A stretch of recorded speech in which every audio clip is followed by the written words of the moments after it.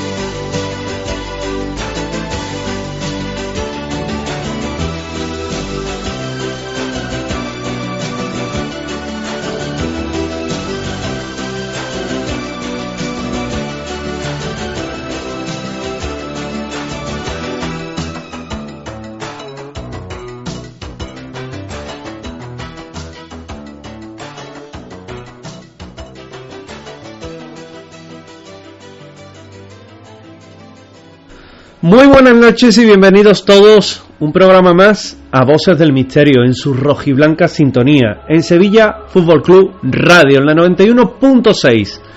Hoy con un tema muy de estas fechas. Hablamos de enigmas y leyendas de la Semana Santa de Sevilla.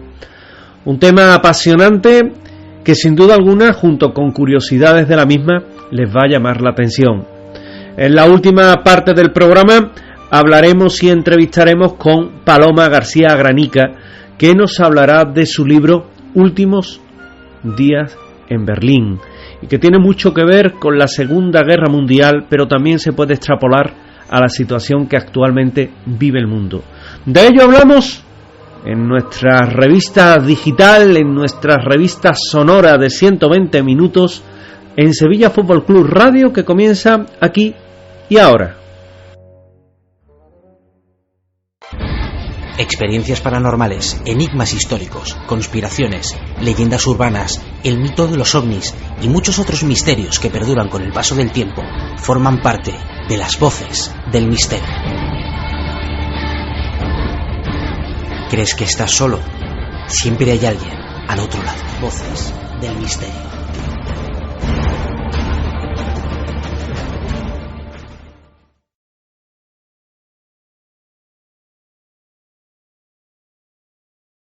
Muy buenas tardes y bienvenidos todos a esta conferencia, a este salón cultural de Círculo Mercantil, hoy domingo, para hablar, en este caso, de enigmas, de historias, de leyendas de la Semana Santa, que es de lo que vamos a hablar en esta ocasión. En unas fechas en las que tenemos precisamente muy cercanas lo que es esa Semana Grande que supone para Sevilla precisamente el poder celebrar, el poder, tras 2 años de ausencia, poder volver de nuevo a tener los pasos, las hermandades en la calle. Fijaos que a lo largo de todo este tiempo, a lo largo de todo lo que es estos 2 años, muchos nos hemos preguntado si este año habría o no habría Semana Santa, ¿verdad? Si se podría o no se podría, en este caso, volver a ver las hermandades en la calle, los nazarenos con también sus túnicas, los cirios, los niños pidiendo caramelos, todo lo que al fin y al cabo implica el vivir una semana como esta. Parece que este año sí, y quizás por todo ello se imponía también un poco tocar estas historias eternas que tiene nuestra ciudad y que nos habla precisamente de diferentes episodios, de diferentes casos que han tenido que ver con algunas de las más importantes de la ciudad, pero también, ¿por qué no?, de otras que son populares, otros casos que nos llevan a recorrer los diferentes días de la Semana Santa y enterarnos pues que también en nuestra Semana Santa ocurren hechos extraños. De eso vamos a hablar hoy. Leyendas, historias eternas, misterios, que es al fin y al cabo de lo que también se trata. Fijaos que en Sevilla nos vamos a encontrar con... Sevilla es una ciudad de leyendas. Creo que pocas ciudades son las que generan tantas historias como la nuestra, y en concreto dos fiestas como es la Semana Santa o como también es la propia feria, pues no están ni son ajenas a todo ello. Por ello nos vamos encontrando que en el discurrir de determinadas hermandades pues se esconden muchos secretos, muchas historias que en muchas ocasiones pasan casi desapercibidas, o que simplemente las escuchamos cuando tienen que ver con nuestras hermandades o con nuestras devociones. A mí me gusta siempre empezar por el Gran Poder. Me gusta siempre empezar por el Señor de Sevilla, con una historia que tiene más de leyenda que de realidad, y que nos va a llevar a conocer la historia de un jugador de Sevilla que se llamaba Araujo. Araujo, que cuando se retira del fútbol, pues abre o tiene, nos cuenta esta leyenda, un local dedicado a temas de automoción y garaje en lo que es la zona de Nervión. Y él era muy devoto del Gran Poder, muy devoto, de los que iban todos los viernes, que sabéis que es el día del Gran Poder, precisamente allí, a verlo, a rezarle, a hablar con él. En uno de esos días, el hijo de Juan Araujo cae enfermo, y según nos cuenta esa misma leyenda, pues viene a suceder que Juan empieza a rezarle con suma devoción a lo que es el Gran Poder. Sin embargo, el hijo de Araujo pues no acaba superando esta enfermedad y fallece. Entonces, él, enfadado, obviamente, dice aquello de: ya no vengo más aquí, si el Gran Poder quiere, que venga a mi casa. Y durante un tiempo estuvo sin ir a su cita cotidiana, todos los viernes, precisamente en San Lorenzo. Llegaron las misiones del año 1965, y en esas misiones al Gran Poder le toca visitar un barrio de los que habitualmente, evidentemente, no visitan su recorrido, y ese era Nervión. Ya sabéis que si hay algo que temen nuestras hermandades en Semana Santa, es precisamente la lluvia. Y cuando estaban en Nervión, se encuentran con un problema. El cielo se entolda y comienza precisamente a caer una fina lluvia.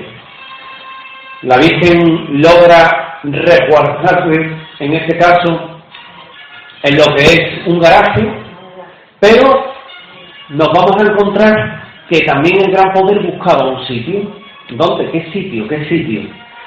Y no había nada cercano hasta que ven precisamente otro garaje, el garaje en este caso de Juan Araujo. Y cuando hay un momento en el que ya la lluvia comienza a ser más fuerte, pues simplemente llaman a la puerta. Araujo en este caso baja, pregunta aquello de quién es, y le dicen desde el otro lado: el Gran Poder. Nuestro protagonista abre aquella puerta, y una vez que abre la puerta, pues se encuentra que está allí en una sanda el señor del Gran Poder, mojándose, esperando a entrar. Y cuentan que desde aquel día el bueno de Juan Araujo, que había perdido la fe, pues simplemente vuelve a recuperarla, y ya acude todos los viernes, como es habitual en él, o como era habitual en él, a su cita precisamente con el Señor de Sevilla. Esa es la leyenda. Sin embargo, no hace mucho tiempo, un buen amigo, Antonio Delgado Roy, compañero en el Correo de Andalucía, me decía: te tengo que presentar a una persona. Y yo, sorprendido, porque él y yo tocamos dos cosas diferentes en nuestra habitual forma de escribir y publicaciones en Sevilla, pues lo que me vino a decir es que voy a presentar al hijo fallecido de Juan Araujo. Y evidentemente, como podéis imaginar, pusimos la leyenda en pie.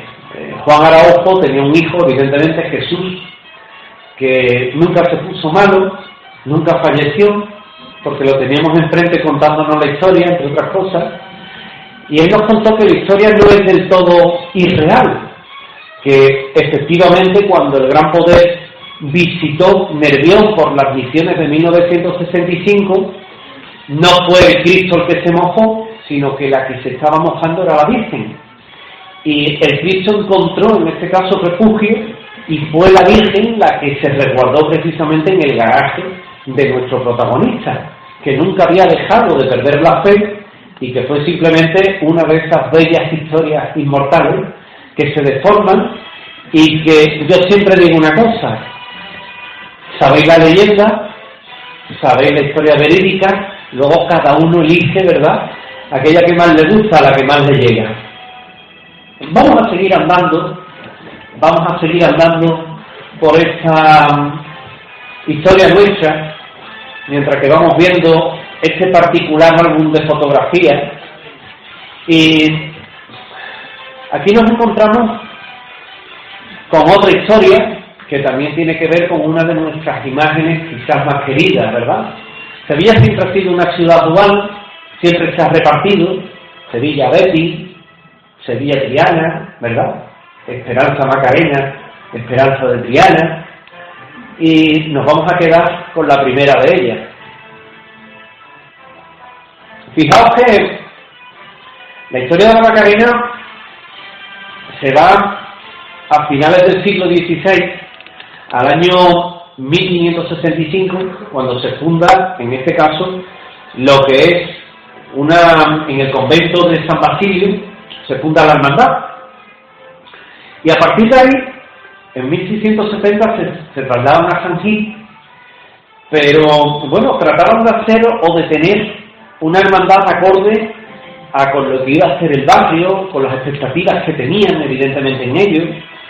Y hay un momento en el que ellos notaban, los gestores en este caso de aquella protohermandad, notaban que les faltaba una talla de la Virgen que realmente se acomodara a lo que ellos buscaban. Y debido a ello, bueno, pues no les satisfacía nada de lo que había, y en Sevilla por aquel entonces había buenos imagineros. Paralelamente surge otra historia: un señor que iba de camino a América y cae enfermo. En Sevilla ya sabéis que había numerosas epidemias, y en una de esas epidemias, pues este señor, que visitaba Sevilla simplemente como lugar de paso para tomar, en este caso, la flota del oro, la flota que tenía que ir al Nuevo Mundo, él entra, en este caso, enfermo en el Hospital de las Cinco Llagas, que ya existía, y en ese Hospital de las Cinco Llagas finalmente fallece. Sus pertenencias, al no ser reclamadas por nadie, son inmediatamente asumidas en depósito durante 4 años por el propio hospital. Cuando pasa el tiempo, mientras que en la Hermandad de la Macarena buscaban una talla, ellos, pasado ese tiempo, abren la maleta de aquel señor que fallece, de cuya identidad se desconoce. Y cuando abren en el interior de la misma, lo que se encuentran es una máscara y unas manos, que al fin y al cabo es lo que son la mayoría de las imágenes de Virgen. Hay un momento en el que, claro, con eso empieza a popularizarse de una imagen muy bella que tenían dentro del Hospital de las Cinco Llagas, y mira tú por dónde el hospital tampoco quería nada. El hospital no tenía intención de sacar aquella imagen a procesionar ni mucho menos, pero buscaba por contra un reloj que fuera de la utilidad que en el hospital iba a servir para marcar las horas, para suministrar las pocas medicinas que se daban por aquella época a los enfermos, y proponen un cambio. Cuando están haciendo ese cambio, les parece poco. Dicen, mira, consideramos que el reloj que tiene la hermandad es menor al valor que tiene la talla que os vamos a facilitar. Por lo tanto, vamos a hacer una cosa. Si alguna vez la talla vuelve al Hospital de las 5 Llagas, pasa de nuevo a ser nuestra. Y se firmó aquello. Con el tiempo, había auténtico terror, y esto era una leyenda que corría por Sevilla, en el cual se decía, es que si la Virgen entra en el hospital, va a volver a ser de lo que es el hospital en sí, y aquello le tenían auténtico pánico. Sin embargo, pues todo era una leyenda, porque al fin y al cabo entró no hace demasiado tiempo, pero es que en el año 1937 ya volvió al Hospital de las 5 Llagas, con lo cual cada uno tuvo lo que quería, y en este caso la leyenda en leyenda se queda. También hay otra historia en torno a la Virgen, de un señor que, víctima de los efectos del alcohol, un día, viendo lo que era entrar el vaso, le tiró un vaso de vino, y cuentan que llegó a impactar en este caso con la imagen. El daño que le hizo fue mínimo, pero imaginaos en el fervor popular de aquella noche, pues a este señor evidentemente no le iba a quedar un hueso sano. Cuando al año siguiente sale la hermandad, llamaba la atención un nazareno que iba con grillete, que arrastraba cadenas, que llevaba una pesada cruz, y era precisamente aquel que le había tirado aquel vaso, que en señal de penitencia al año siguiente salió cargando con todas esas penas. Con lo cual son historias que nos van dejando ese pozo de saber, nos van dejando esos recuerdos, esas imágenes de otros siglos, pero que entroncan muy bien con lo que estamos contando hoy. En el año 2004, un buen amigo, Miki Rodas, de Triana, se pone en contacto conmigo. Y era Viernes Santo ya. A mí aquella llamada me extraña. Me dice, oye, ¿te has enterado lo que ha pasado esta noche? Digo, no, ¿qué ha pasado? Dice, esta noche, tú sabes, no han salido las hermandades, ha llovido, la única que ha salido 2 horas tarde ha sido la Esperanza de Triana. ¿Sí? No te puedes imaginar. Y empieza Miki a desarrollarme una historia curiosa. Él me empieza a narrar cómo cuando sale el Señor de las Tres Caídas, en el flanco izquierdo del paso se coloca un niño 8 o 9 años, que incluso le daba la mano a lo que era el patero. En principio el capataz, Paco Ceballos, piensa, será posiblemente el hijo de alguno de los costaleros que va dándole la mano al padre. Sabéis que en Sevilla existe la costumbre del niño vestirse de costalero e incluso meterse detrás del manto de la Virgen. Es algo que hay fotos curiosísimas, ¿no? En estos días que además vamos a disfrutar mucho con este tipo de fotos. El niño empieza a acompañar a la hermandad, atraviesa el puente, entra en Reyes Católicos. Al capataz ya le extraña, mira a su segundo, al contraguía, le pregunta de quién es el niño. No lo sé, le responde el otro, entérate. Pero claro, en una madrugada, con la gente, la Esperanza de Triana, es difícil. Cuando entra en campana, sabéis que el cortejo de personas que acompañan a la hermandad tienen que dejar a esta y si acaso incorporarse fuera cuando sale de la catedral. Hasta ahí bien, recorrido oficial lo hace sin aquel niño, pero cuando sale precisamente la hermandad ya camino otra vez de Triana, el niño no está en izquierdo. Bueno, se habrá incorporado porque el padre irá en uno de los relevos, piensa. Pero el niño empieza a acompañar a la hermandad. Sigue zona del Baratillo, Puente de Triana, Pureza, y el niño seguía allí. El niño ya casi que lo habían adoptado como uno más de aquella noche. Y cuando está a la altura del 84, el niño comienza a llorar. Ay, ¿qué le pasa al niño? El niño se dirige al capataz y le dijo que quería tocar martillo, es decir, el llamador del paso. Paco lo que le dice, no puede, el martillo solo lo puedo tocar yo. El niño, bastante afectado, sigue a la vera del santo, llorando, y cuando entra a la hermandad, cuando entra en este caso el primero de los pasos, el Señor de las Tres Caídas, cuando lo ubica dentro de lo que es la capilla, él, un poco compadeciéndose de aquel crío, le dice, ven, que vas a tocar el martillo. Lo aupa, el niño toca el martillo, y cuando lo deja en el suelo, simplemente el niño se desvanece, desaparece. Se crea un gran revuelo, se busca incluso a aquel crío, llegan incluso a ver si estaba en algún sitio de lo que es la casa hermandad. El niño no aparece por ningún sitio, tampoco lo ven salir.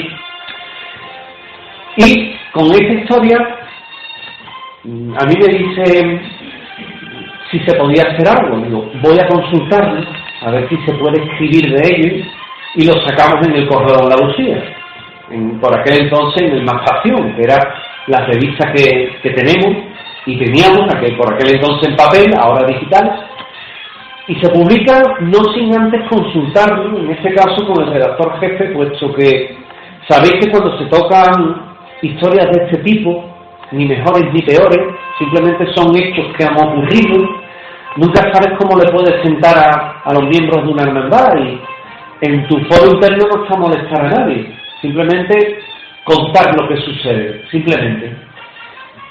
En el correo autorizan publicar esta historia, sale publicada en la mañana del sábado, sábado santo, y lo curioso es que en lugar de recibir llamadas en las que esperábamos que nos reprocharan precisamente contar aquello, lo que nos vinieron a contar es que efectivamente había ocurrido así, y que nos habíamos quedado incluso cortos.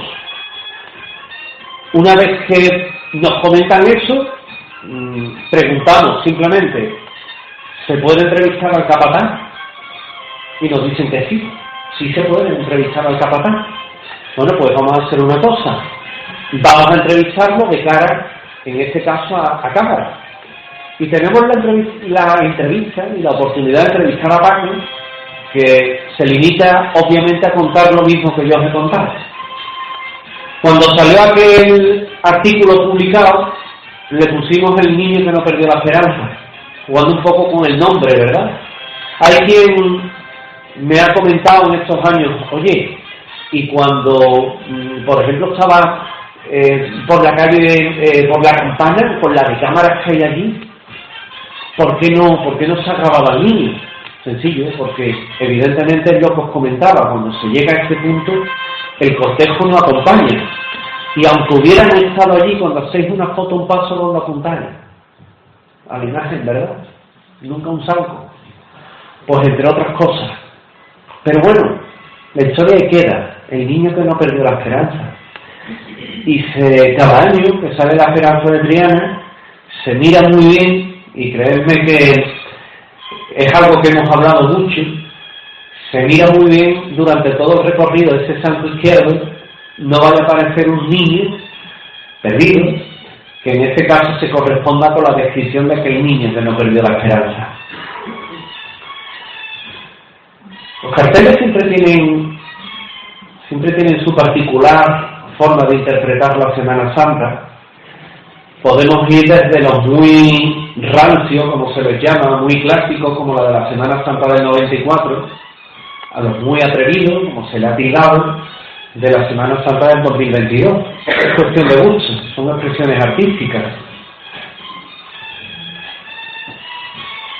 Esta historia es también singular.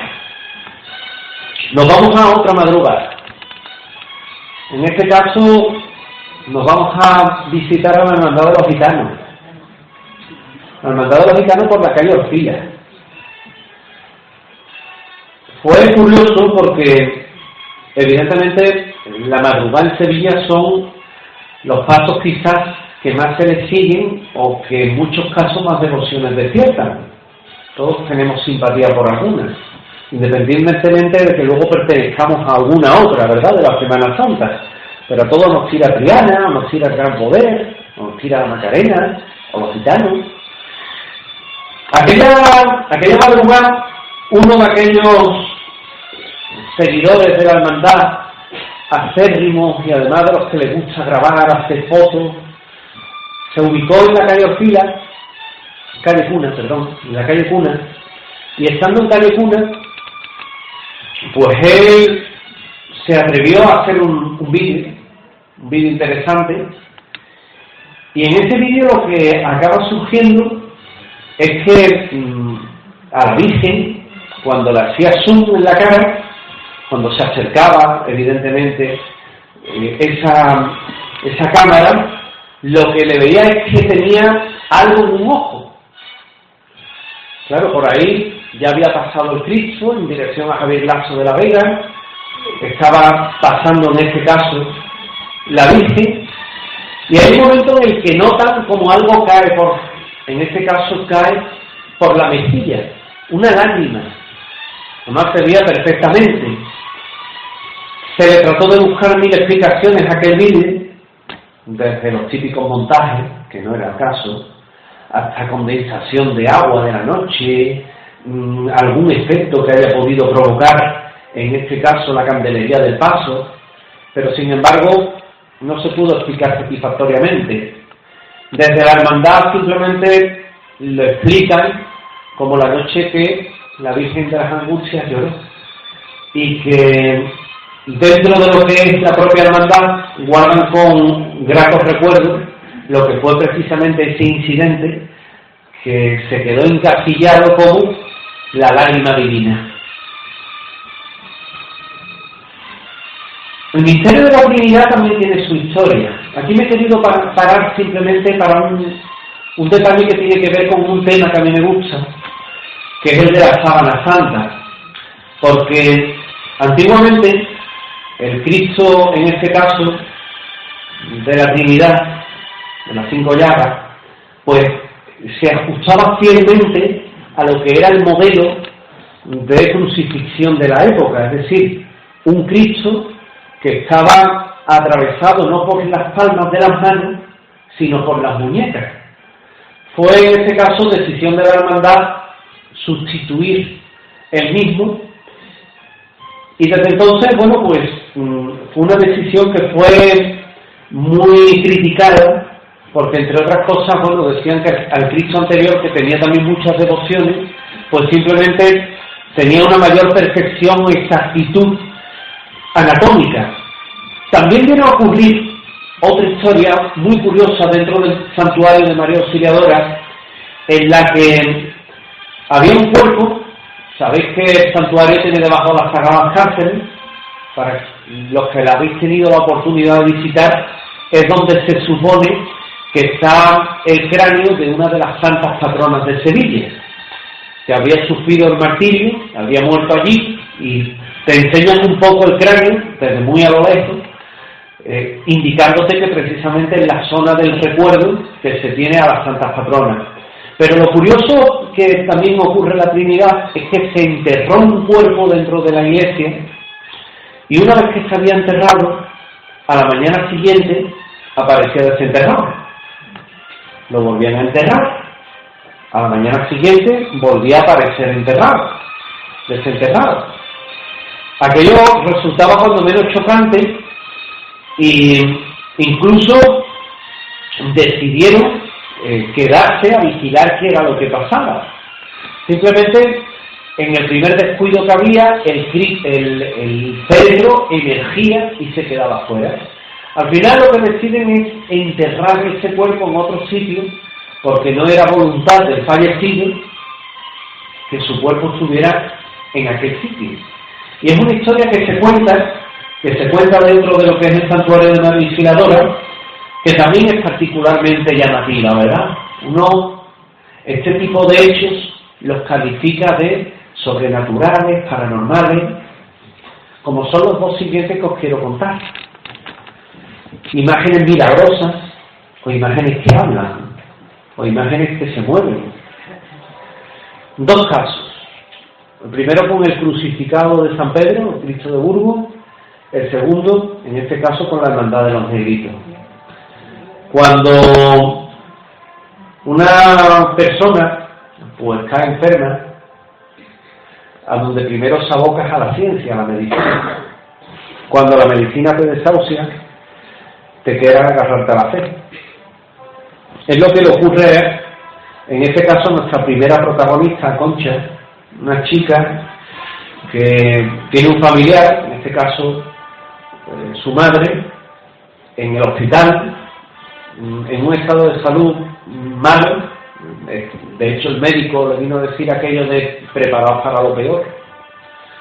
Y ella lo que hace es acudir a la iglesia del Cristo de Burgos, en la capilla, en este caso, donde está habitualmente la imagen tanto del Cristo como de Nuestra Madre de Dios de la Palma. Se pone a rezar, y hay un momento que, entregada a ese fervor, a ese agarrarse un clavo ardiendo, como decía anteriormente, se siente observada. Mira hacia arriba, alza la vista, y simplemente ella, como testigo que era, cuenta que el Cristo abrió los ojos y le dijo aquello de: no te preocupes, tu madre sanará. Salió espantada de allí. Muchos de ustedes pensaréis que es producto de la sugestión, evidentemente.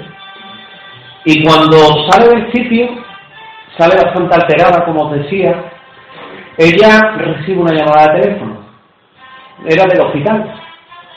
Cuando ve la llamada, piensa en lo peor. Dice: ya está, ya me van a decir lo que sea. Y cuando contesta, pues, un familiar, el que se había quedado en ese momento allí, lo que le dice es que, de una forma que no saben explicar ni los médicos, pues mamá, textualmente, se ha despertado, está bastante bien, y ahora mismo pues están aquí los médicos viendo que ha tenido una mejoría y una progresión increíble. Lo han tildado de milagro, que es con lo que ella se quedaba. Y entre lágrimas, nosotros le podremos buscar mil explicaciones, pero a ella nadie le va a quitar que aquella sanación de su madre se debió a un milagro, lo del Cristo de Burgos. O lo que le ocurre, un caso muy similar a otra persona con el hijo enfermo, que entra también con ese grado de desesperación en la calle Recarero, entra a ver al Cristo de los Negritos, y nuevamente le ocurre lo mismo. Nota algo raro en el ambiente, él no lo sabe calificar, y en ese momento simplemente al mirar a lo que es el crucificado ve cómo mueve una mano, lo mira y le viene igualmente a decir que su hijo se iba a sanar. Cuando llega al hospital se encuentra también con esta sorpresa que, bueno, la salud le ha vuelto, en este caso, a sonreír, y que se estaba recuperando satisfactoriamente de la enfermedad que padecía. Uno no sabe explicar eso. Muchas veces cuando se encuentra con pacientes, familias y médicos, y te cuentan los tres lo que ocurrió en ese día, no te queda menos que admitir que algo muy extraño debió haber sucedido. Unos son milagros, otros simplemente lo llaman inexplicable, otros lo llaman el poder de la fe, otros el poder de la oración, otros casualidad. Váyanse a saber a qué se correspondía, pero cuando menos son de ese tipo de historias que nos deben de dejar ese margen de duda y pensar que muchas veces lo imposible se hace realidad. Lo de San Vicente también es curioso. Esto ocurre en el año 2016-2017, en el que a todos nos sorprendió, viendo aquella entrada, como alguien chilla, surge el descontrol en aquella entrada, que ya sabéis que está bastante accesible en cuanto a que tiene muchas calles de entradas laterales y demás. Y al poco tiempo, después de un parón importante, entra una ambulancia que recoge una persona y se la lleva. No se sabe qué ha ocurrido, tampoco trasciende, pero evidentemente uno que andaba por allí decide a la mañana siguiente preguntar, oye, ¿qué pasó anoche? Sobre todo cuando te ves las hojas de incidencia de policía local, de SECO. Evidentemente accedes a ellos por temas profesionales, ¿no?, dentro de una crónica periodística. Y no ves nada, pero sin embargo, con el paso de los días, si empiezas a hablar con amigos médicos que te dicen, yo sé lo que pasó aquella noche porque la atendimos en urgencias. ¿Qué pasó? Pues simplemente una señora que estaba viendo en su barrio, estaba viendo la entrada, y ella nos dijo cómo vio el Cristo que se movía. Claro, cuando hay miles de personas que están viendo la misma imagen y solo la ve una, evidentemente el Cristo no se movió. Nuevamente, igual que antes comentaba que había mucha parte de inexplicable, aquí tenemos mucha parte de sugestión, y es lo que ocurrió precisamente aquella noche, que muchos, de hecho, nos sorprendimos con aquella ambulancia. Este año va a ser una Semana Santa con muchas personas en la calle. Yo cuando veo, por ejemplo, estas imágenes, ¿verdad?, en las que se ven las calles abarrotadas, en las que dicen que Sevilla tiene una habilidad, es la habilidad de saber manejar la bulla, las indeseadas bullas, a mí no me gustan nada, pero Sevilla se sabe manejar muy bien en ese tipo de espacios. Cuando normalmente hay un vía crucis, sabéis que siempre se elige a una hermandad representativa de cada día, es una especie de rotación, ¿verdad? Y en aquella ocasión le iba a tocar al Cristo de los Estudiantes, el Cristo de la Buena Muerte, una obra en este caso de Juan de Mesa que no se tenía texteada, es decir, no se tenía documentada. Se sabía por la factura del Cristo que era de él, pero no se tenía ningún documento. No sé si os acordáis de aquel Via Crucis que se hace. Lo cortan en este caso, lo sacan en lo que es el habitual recorrido, y cuando estaba por la calle San Fernando, pues nos vamos a encontrar el pavor de las personas que estaban allí cuando se le cae la cabeza. Se le agrieta y se le abre y se cae. Aquello fue un shock para muchas personas. Rápidamente pues tuvieron que retirarse a lo que es la capilla, y allí lo que se encontraron fue que en el cuello, en el hueco del cuello, había un documento, y el documento era el acreditativo que la obra era efectivamente de Juan de Mesa. El Cristo afortunadamente se rehabilitó, se le hizo la oportuna restauración, quedó perfecto. Ya sabéis que aquí tenemos un instituto que afortunadamente trabaja muy bien en esa materia, pero, bueno, primero el pavor no se le quitó a nadie, es una imagen que indudablemente sorprende, pero lo segundo, se pudo documentar finalmente que el Cristo pues era de Juan de Mesa.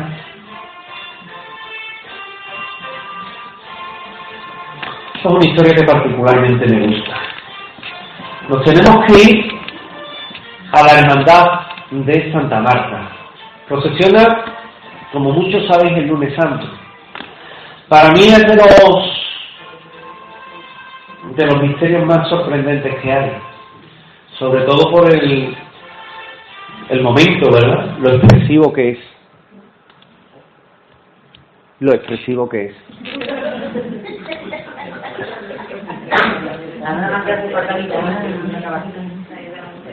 ¿Se ha ido todo? No hay problema. Y hay un año en el que, siendo Iñaki Gabilondo director de la cadena SER de aquí de Sevilla, Iñaki Gabilondo le coge un gran cariño a la ciudad. Él, como os comento, director de Radio Sevilla. De hecho, aquí en Sevilla el estudio 1 de cadena SER es Estudio Iñaki Gabilondo.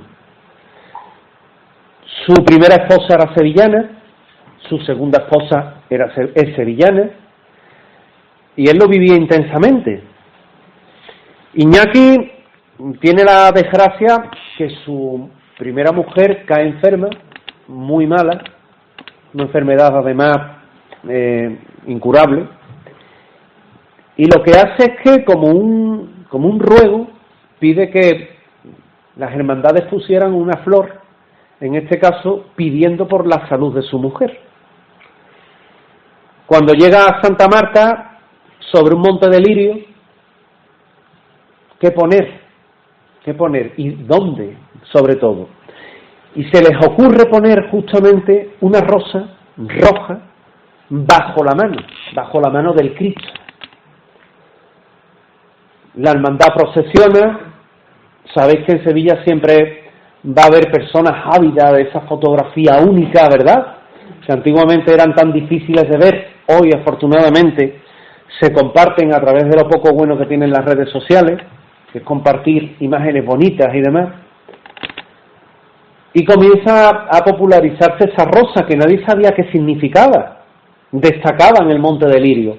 Normalmente ver roto un monte de lirio por una rosa es algo que extraña, pero más iba a extrañar, más iba a sobrecoger cuando realmente se filtra que aquella rosa la había pedido el propio Iñaki Gabilondo que se pusiera en algún lugar del paso para pedir por la salud de su mujer, que finalmente acabó falleciendo.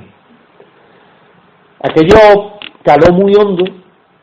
Desde entonces el paso siempre ha sacado bajo la mano del Cristo una rosa roja, que creció la bonita historia, que es realidad, que cuando acaba de procesionar la hermandad de Santa Marta, esa rosa se retira y se le lleva al hermano que está más enfermo.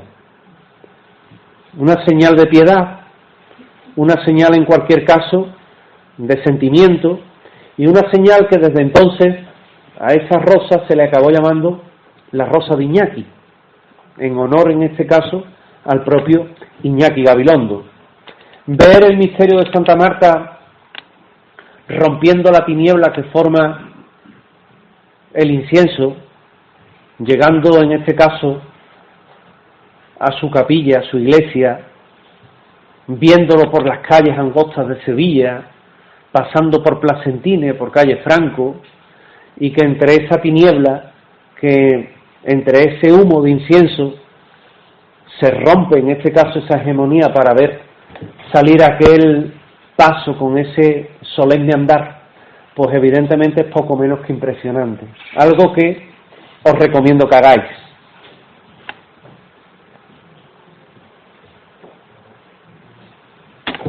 Martínez Montañés no era sevillano, aunque se le considera. Él nace en este caso en Alcalá la Real, pero como os digo, se le considera sevillano de adopción. Desarrolla gran parte de su obra entre Sevilla, entre Córdoba. Luego os vais a encontrar en otros puntos de España que tiene evidentemente obras mayores o menores, pero él siempre se iba a mostrar orgulloso del Señor de Pasión. Creo que hoy día aguarda sentado en la Plaza del Salvador precisamente a verlo salir, ¿no? Cuentan que Martínez Montañés hubo un momento en el que cuando entrega, en este caso, la imagen, desde todos los círculos cercanos a él, lo alabaron por la calidad que tenía el acabado y por lo que era el realismo, ¿verdad?, de extremo barroquismo. Claro, ¿qué ocurre? Que por aquel entonces nos vamos a juntar con un cardenal que tenía Sevilla, que debía tener también algo de tunante el hombre, porque se acercó al Cristo de Pasión, lo miró, pegó la oreja al Cristo. Podéis imaginar Martínez Montañés mirándolo como diciendo, ¿y a este qué le pasa? Sigue mirándolo y se vuelve hacia Martínez Montañés y le dice, observo un detalle, observo un error. Martínez Montañés, que no solía cometer errores y menos una talla recién entregada, le dijo, dígame cuál. Y aquel cardenal, con una sonrisa picaresca, lo miró y le dijo, le falta respirar. Con lo cual le venía a decir que había hecho prácticamente una obra perfecta. La misma historia la vais a encontrar con Diego Velázquez cuando entrega las Meninas. Yo son dos historias que relaciono porque se parecen. Y Diego Velázquez, cuando entrega las Meninas, cuentan que el rey se acercó al cuadro y dijo lo mismo, le falta algo. Velázquez, que era muy perfeccionista, algo que le había inculcado Pacheco, su suegro, dijo, veremos a ver, darme el pincel. Ay, por Dios, se va a cargar cuadro. Aquel señor cogió el pincel, se puso delante del autorretrato que tiene precisamente Velázquez y le pinta una cruz de Santiago. En ese momento, nuestro pintor sevillano, nunca hemos de olvidar que Velázquez era sevillano, había sido ascendido a caballero de la Orden de Santiago, que era precisamente uno de los máximos logros que él quería. Con lo que yo siempre digo que Martínez Montañés y él guardan esa relación, ¿no?, esa sorpresa de esa jugada que les hicieron un cardenal y un rey. A Martínez Montañés la última vez que se le vio fue en el carro de la muerte, cuando contrae, en este caso, la peste, y iba camino de ser enterrado, quemado, en uno de los carneros que tenía la ciudad. Fue el triste fin de uno de los quizás mejores imagineros de Sevilla.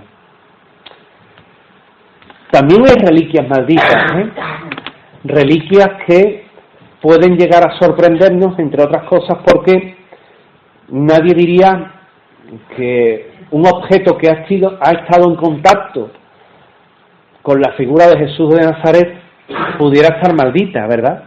Parece un contrasentido. Pero el contrasentido tiene una historia. Nos vamos a ir a San Martín, la Lanzada, 1421. Hacen una determinada obra y aparece una cajita de plomo que al abrirla, lo que surge en el interior es unos restos de tela y una espina autentificada, o donde llegaban las autentificaciones de la época, autentificada como perteneciente a la corona de Jesús de Nazaret. Claro, con ello el acontecimiento fue grande. De hecho, tener una reliquia de esa categoría, pues indudablemente lo que creaba era muchos fieles, mucha feligresía. Las reliquias formaron, incluso creó, todo lo que era la propia hermandad, y se decía que si se llevaba a casa de los enfermos los sanaba. Teniendo la reliquia allí una noche, la salud del enfermo presentaba una mejoría. De esa forma se creó una mayor devoción, pasó un siglo, y en 1657 un sacerdote, Agustín de Herrera, que debía acudir a la casa de un enfermo con aquella reliquia, pues se encontró que la reliquia la habían robado. ¿Quién iba a robar una reliquia? Sin embargo, la habían robado. Se ponen a buscar, denuncian el hecho de haber, en este caso, unos malhechores, haber robado la misma, y cuando pasa el tiempo, en concreto pasan 50 años, en otras fuentes de información vais a encontrar 150 años, Cuando pasan 50 años, vamos a la parte corta, pues llaman a la puerta y allí lo que se encuentran es la nada, pero en el suelo una caja.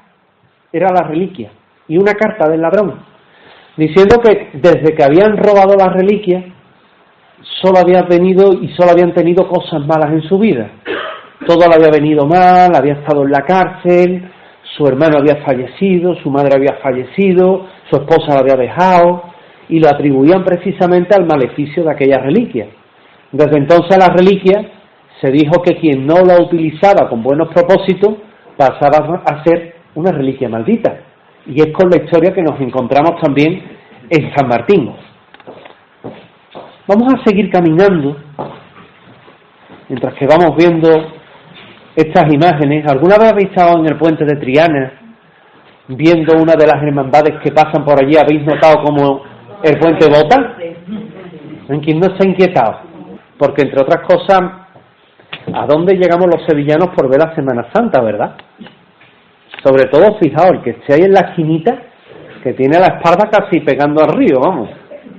Te viene una bulla y te echan para atrás y te caes.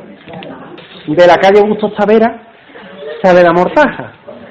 Yo un día me sorprendí mucho porque veníamos de la cena, de allí de los terceros, y dijimos, para cortar, para tirar para Montesión, vamos a meternos por Bustos Tavera, seguimos para la calle Castelar y bajamos por la Plaza Los Carros y estamos en Montesión.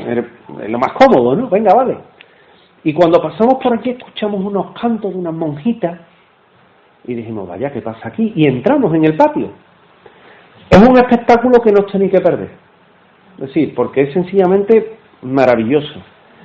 Se trata de, las monjitas suben al Cristo en una mortaja, en una tela, en una pieza de lino cual sábana santa, y la izan al paso.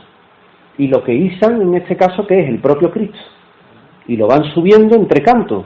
Entonces allí lo que uno se encuentra es los cirios, simplemente una fila de cirios, los cantos, la candelería, bueno, los candelabros del paso encendidos, y precisamente subir aquello de arriba, que es una imagen que ya os digo, sobrecoge bastante.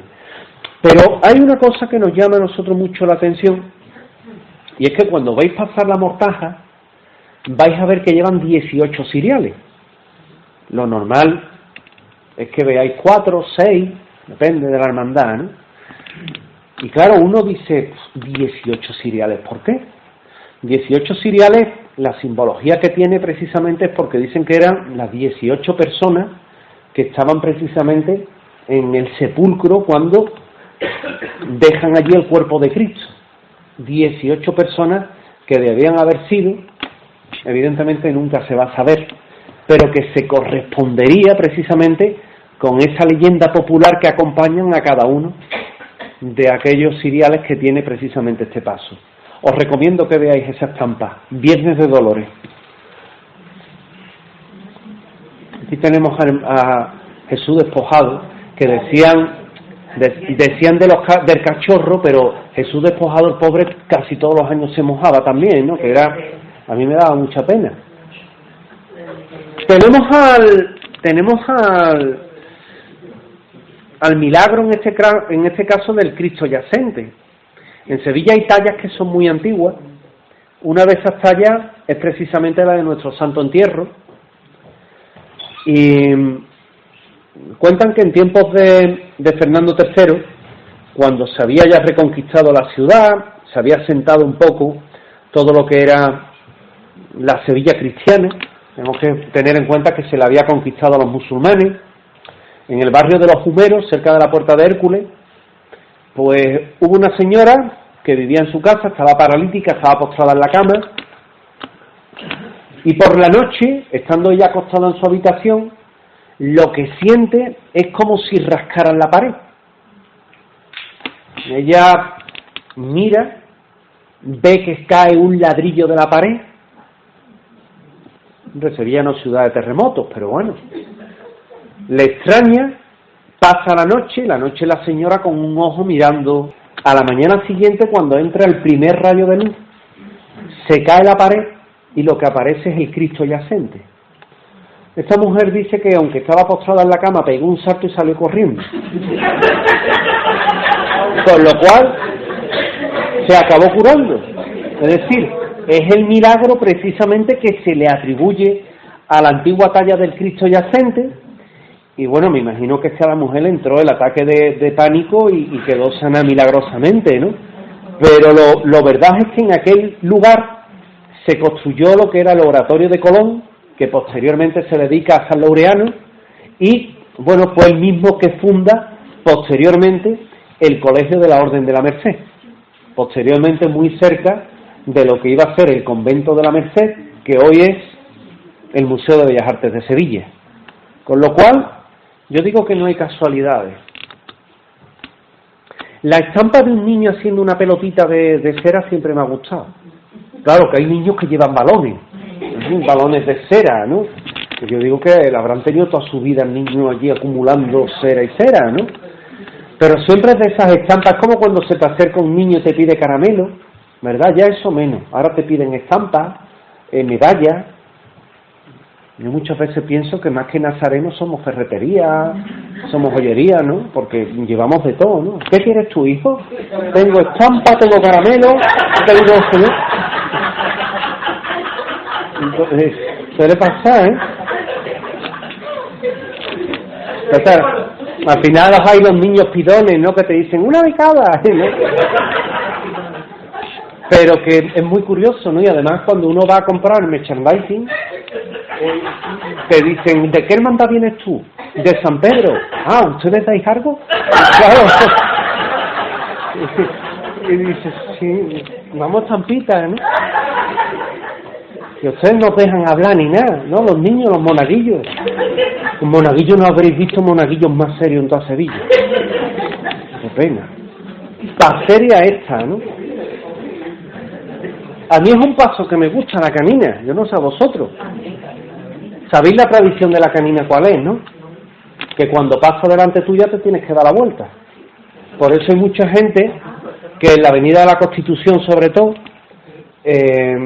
a mí las sillas no me gustan, ¿no? Mi padre tiene sillas, pero a mí las sillas no me gustan, la verdad. Además, cuando hay que esperar, por ejemplo, a San Gonzalo, que pasen 2.800 nazarenos por allí, no vea, ¿no? O la madrugada, cansa, ¿no? Las sillas están muy bien por un ratito. Pero cuando pasa la canina, que sabéis que es de los últimos pasos ya, la gente se da la vuelta. Es la tradición, hay que darse la vuelta. ¿No lo sabíais? Bueno, pues mira, ya merece la pena haber venido, ¿no? Entonces la gente se da la vuelta, igual que hay una otra tradición, ahora vuelvo con la canina, que es que cuando acaba de recogerse la soledad de San Lorenzo, hay que llamar a la puerta, para que al año que viene se vuelva a salir otra vez, a la puerta de la hermandad. Pues nada, señora, para eso estoy yo, para decirle lo que hay que saber. Entonces, ¿qué ocurre?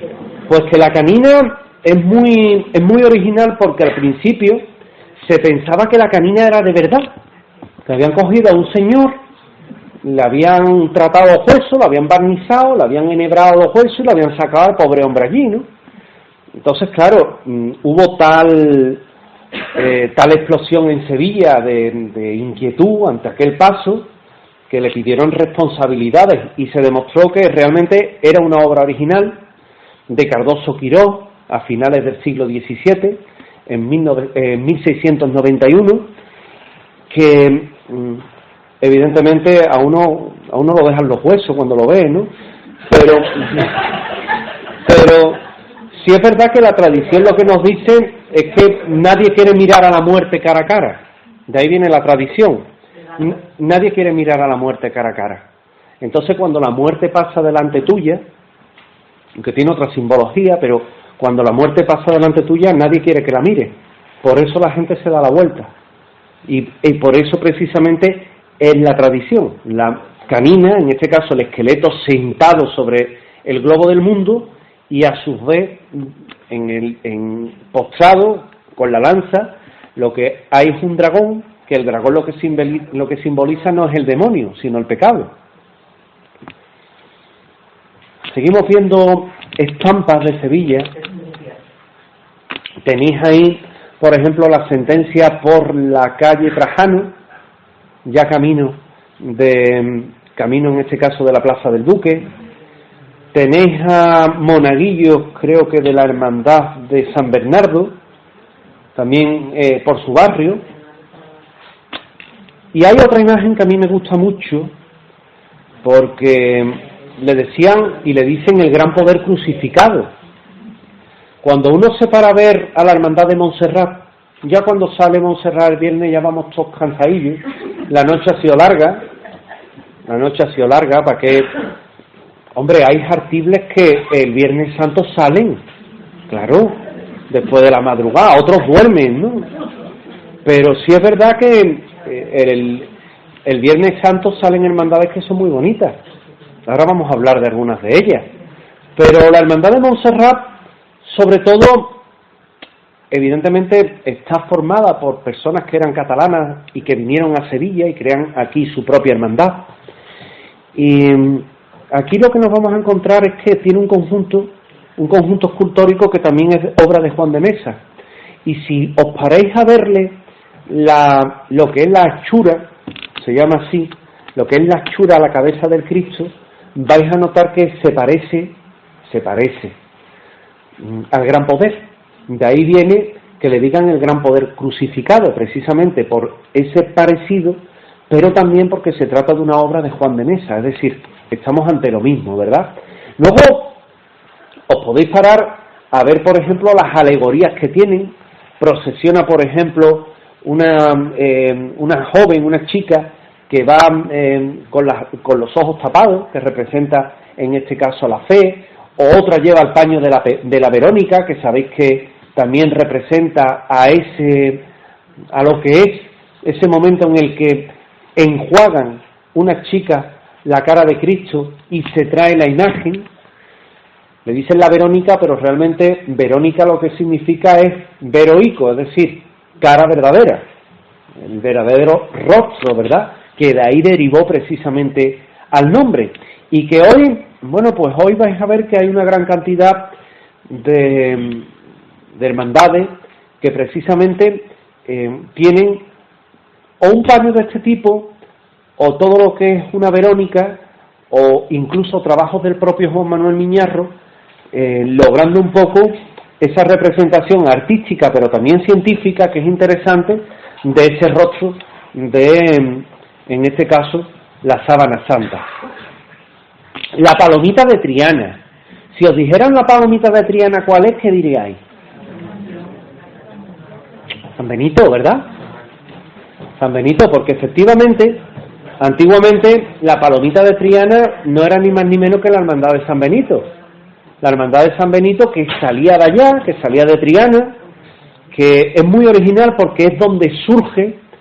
Estamos hablando del año 1555 en el convento de la Victoria de Triana, pero en 1921, bueno, pues se reorganiza la hermandad de San Benito ya en la Calzada, y a partir de ahí empieza a salir del punto en el que hoy lo conocemos, cerca de Luis Montoto, cerca de lo que es el asilo, a la espalda, y ahí es donde nos encontramos precisamente que procesiona su Virgen, que va a ser siempre conocida como la palomita de Triana, aunque salga de pleno Nervión.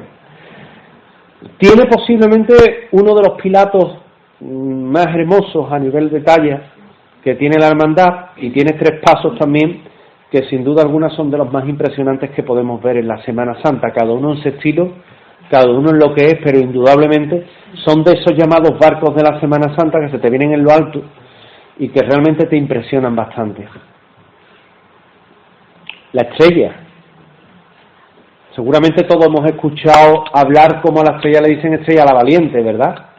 Esto viene de la época, no de la guerra civil, que sería un error, sino de los tiempos, en este caso, que eran prerevolucionarios, de preguerra. Estamos en un tiempo de república en el que hay que decir que la mayoría de las imágenes que se queman en esa época, no durante la guerra civil, que es un error en el que se suele caer. Año 32 normalmente, entre 30 y el 33, 32, es cuando se queman muchas imágenes en Sevilla. Hay una corriente anticlerical que lleva en este caso a meterle fuego a las iglesias, no sé por qué. Pero ahí nos vamos a encontrar que en aquel ambiente, desde luego no se fomentaba que una hermandad saliera a la calle. Oye, si voy a salir a la calle y me la vas a apedrear o le vas a meter fuego, yo no salgo. Y en aquel caso, pues fue la Estrella la que sale a la calle, contra pronóstico, ponen la cruz de guía, ponen los nazarenos y comienzan a desfilar. Incluso, bueno, aunque se habían anulado todo lo que eran las salidas penitenciales, sí es verdad que la Estrella se atreve a salir, le llegan incluso a disparar. Afortunadamente, pues evidentemente no alcanza a nadie, pero llegan a haber disparos, y desde entonces a la Estrella, desde aquel año se la conocía como Estrella la Valiente, aquella que desafió en este caso a todos, para contentar en este caso también al pueblo sevillano, que lo que quería era ver sus imágenes en las calles, y por miedo pues no pudieron salir.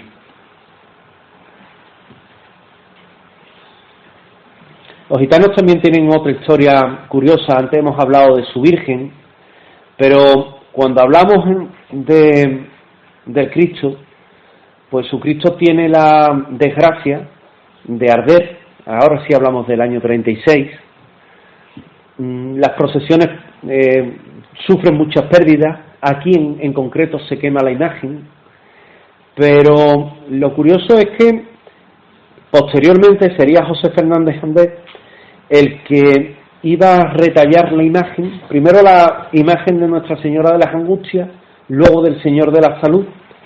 Se vuelcan en ella, y pocos saben, por ejemplo, que el Cristo de los Gitanos se guardaron parte de la ceniza, y cuando se retalla la imagen se encastra un bote con las cenizas dentro de él, con lo cual, hasta donde se podía, tenía el parecido. Nunca va a ser la imagen real, evidentemente, va a tener el parecido, pero también tenía ese vestigio, ese alma del anterior Cristo a través de sus cenizas.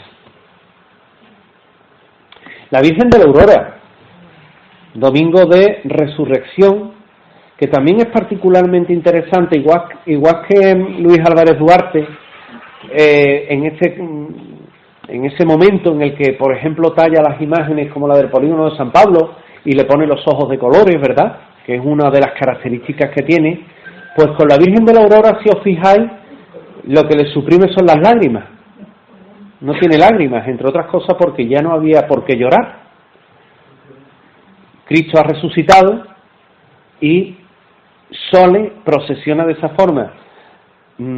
También es interesante saber que dicen que la hermandad siempre se pone a la calle cuando sale la luz del alba, el primer rayo de luz del alba. Ya eso más bien se recoge cuando le está dando la luz del alba, es decir, porque tiene un horario un tanto introspectivo, pero que también a mí es una hermandad que me causa mucha ternura, porque hay quien no se para a verla, o cuando, por ejemplo, están pasando ellos y van camino de la catedral, que están recogiendo sillas y demás, que se puede considerar incluso una falta de respeto a quien todavía está procesionando, aunque no se considere una penitencia, puesto que estamos ante una resurrección, pero también por lo menos tener el respeto hacia quien procesiona. Por eso se quieren integrar dentro de lo que es el Sábado Santo, para un poco evitar esos problemas que van surgiendo. Ahí tenéis el resucitado, le dicen el levantadito, pero se lo dicen. Hoy estáis enterando de muchas cosas, pero que se lo dicen a Cristo, es muy bonito, tenéis que ir a verlo. Y luego tenemos al jorobadito de Lao. A mí el jorobadito de Lao me gusta porque todos los años me tocaba retransmitir la salida. Yo hacía un recorrido, yo retransmitía lo que era la salida de los negritos, luego me iba a hacer la salida de Montesión, paraba un ratito y me iba a hacer la salida de el Gran Poder. Del Gran Poder me tenía que ir a coger por donde fuera la Macarena, de allí me iba a hacer la entrada de la Esperanza Triana, de la Esperanza Triana me iba a hacer la salida del Cachorro, de la salida del Cachorro me iba a la O y de la O a Montserrat. Yo acababa reventado. Eso eran de mis tiempos de ABC.radio, Sevilla Televisión, en los tiempos de Vocento, ¿no? Los 3 años que estuve en aquella casa. Te lo pasabas bien, pero acababas cansado, la verdad, ¿no? El Jorobaito de la O tiene una historia magnífica. Cuentan que en la hermandad, cuando hacen la talla del Cristo, era maravillosa, prodigiosa. Y claro, ante una talla de esas características, no valía cualquier cruz. Entonces dijeron, tenemos que tener una cruz de acorde a lo que es el Cristo, que es maravilloso. Y empezaron a ver bocetos y modelos de cruces. Encargan una, pero la cruz no gusta porque decían que no estaba a la altura del Cristo. Y en esas estaban buscando una cruz. En el otro lado del mundo, 3 marineros, naufraga el barco de Sevilla, agarrado a una tabla, se juramentan en que si salen de aquel trance le iban a regalar a la hermandad un saco con conchas de tortuga. Claro, cuando se salvan, porque se salvaron, tardan 1 año en regresar, y cuando regresan cumplen su palabra, dejan en la hermandad un saco con conchas de tortuga. Claro, podéis imaginar, ayer que la veía decía, bueno, ¿y qué hacemos con esto? Hasta que un hermano dijo, esto tiene mucho valor, de aquí se saca el carey, y por tanto, si de aquí se saca el carey, podemos hacer algo que tenga que ver con la cruz. Vamos a forrar una cruz. Forran una cruz, queda bien, pero no lo suficientemente bien, y entonces deciden ponerle cantoneras de plata, que son los perfiles, y esos perfiles de plata configuran la cruz que actualmente lleva, que sí estaba conforme como quería la hermandad.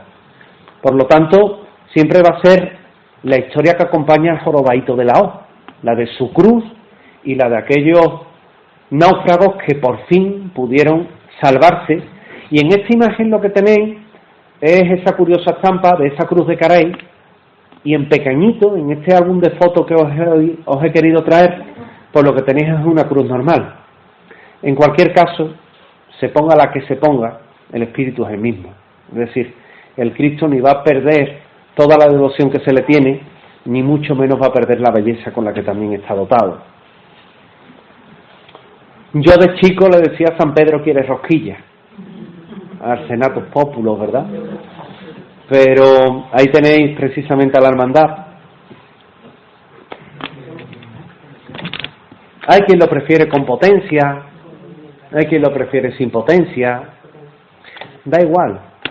También es de las típicas imágenes que hay que verlas simplemente, ¿verdad? Decían del Cachorro que tenía 2 copias, y es verdad. Tenía una copia que se hace para un convento de Huelva, de la Sierra de Huelva, y en la Guerra Civil se quema. Tenía otra copia, las copias evidentes de menor calidad artística, que estaba en el Panteón, y está en el Panteón de Aníbal González. Si alguna vez pasáis por allí, y está abierto, si no a través de los orificios que deja la reja, vais a poder ver que hay un cachorro, un Cristo del Cachorro, que está allí, y es una copia. El Cristo del Cachorro tiene una historia que es fantástica. Os sabéis que muchas veces los autores, sean quienes sean, escritores, imagineros, compositores, necesitan de algo que es la inspiración. En aquel caso se le había encargado al imaginero, a Francisco Antonio Gijón, lo que era una talla justamente en el momento en el que moría Jesús de Nazaret en la cruz. Y este hombre no sabía realmente cómo representar aquello. Sabéis además que cuando una persona muere, la retina se le pone opaca al poco tiempo. ¿Cómo representar aquello? Él, en el arrabal de Triana, divagaba en cómo podía y cómo no podía, en este caso, cómo podía y cómo no podía resolver aquel problema. Y paralelamente nos encontramos la historia de un gitano que le decían el cachorro, que este señor traía a los maridos de Triana, sobre todo si la esposa era bella, a maltraer, porque aunque no era torero, era matador. Entonces, he sido muy elegante. Entonces, claro, ¿qué ocurre? Pues que los maridos estaban cabreados, ¿no? Decían, a ver si me la toca a mí, ¿no? Claro, y algunos los veía echar cerbero en el lomo. Entonces, hay un momento en el que le dicen a un determinado marido que el cachorro frecuentaba mucho su casa. Este hombre un día, pues ven que el cachorro ha salido de esa casa y el marido cabreado, pues se va para el cachorro y le pega una puñalada en el corazón. El cachorro cae en el suelo, evidentemente le quedaba nada de vida, y por en ese momento por allí pasaba Gijón.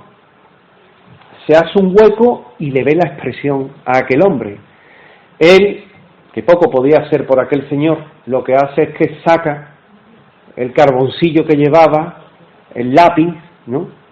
Se pone a garabatear aquello y plasma justamente el momento justo en el que aquel gitano llamado el cachorro expira. Talla la imagen, la entrega, evidentemente Sevilla se rinde al señor en este caso, pero los gitanos que eran amigos del gitano que había muerto, del cachorro, cuando ven la imagen dicen, mira, si se parece al cachorro. Y empezaba la gente a decirle el cachorro, el cachorro, el cachorro, como el mote que tenía pues nuestro amigo en este caso, que no había ido a ver a ninguna conquista, había ido a ver a su hermana, y sin embargo aquella visita le costó la vida. Vamos a entrar en la parte final.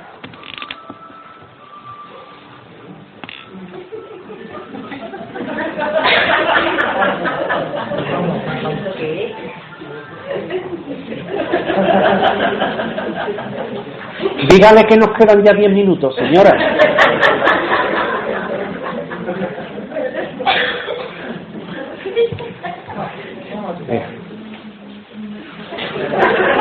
Ya, no hay problema, yo me espero, ¿eh?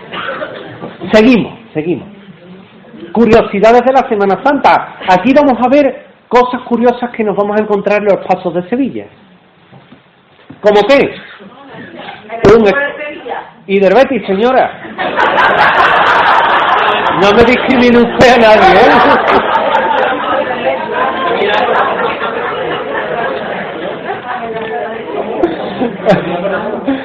Vamos a ver ahora una serie de fotos que sin duda algunas van a resultar curiosas, porque cuando muchas veces se dice que hay una virgen que lleva el escudo del Betis y el escudo del Sevilla, pues es verdad, porque en este caso nos lo vamos a encontrar en la Virgen de la Iniesta, que lleva tanto el escudo de un equipo como el escudo del otro.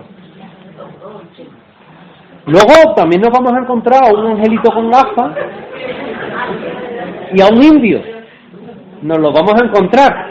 La Virgen de la Merced, que tiene dos angelitos. El primero, intelectual. Ese nunca va a llegar al gobierno. No, más que nada porque hoy día los eligen con otro perfil, ¿no? Y luego un indio. Este tal vez llegue al gobierno. Este tal vez. Nos encontramos también una libélula, un murciélago, pero tenemos también a un murciélago y a una libélula. La Virgen de la Aurora, que tiene, por ejemplo, en el San Marcos, lleva un libro que lleva la inscripción Curro Romero. El toro está en la Encarnación. Sí, es verdad. Luego San Lucas lleva Orfebrería Delgado López y el año 1992. El candelabro de cola izquierda lleva una libélula, que la tenéis aquí. El candelabro de cola derecha, una medalla con el escudo de la hermandad. Lleva también una peana, es decir, lleva una serie de elementos que hay que fijarse y que son muy interesantes. Y el murciélago, como no podía ser de otra forma, va en la canastilla del Santo Entierro. Ahí es donde que además no puede ser más oportuno por todo lo que simboliza el murciélago. Un angelito negro que también nos vamos a encontrar, que es el que aparece en este caso en el paso de la misericordia de las 7 palabras y que os tenéis que fijar. Aquí nos vamos a encontrar una referencia al centenario del Sevilla, con ese 100 que sabéis que se puso tan de moda cuando hizo los 100 años, que lo lleva la Hermandad del Polígono de San Pablo. Y luego en el palio de Santa Genoveva lo que también vais a encontrar son 2 varales que tienen también los 2 escudos.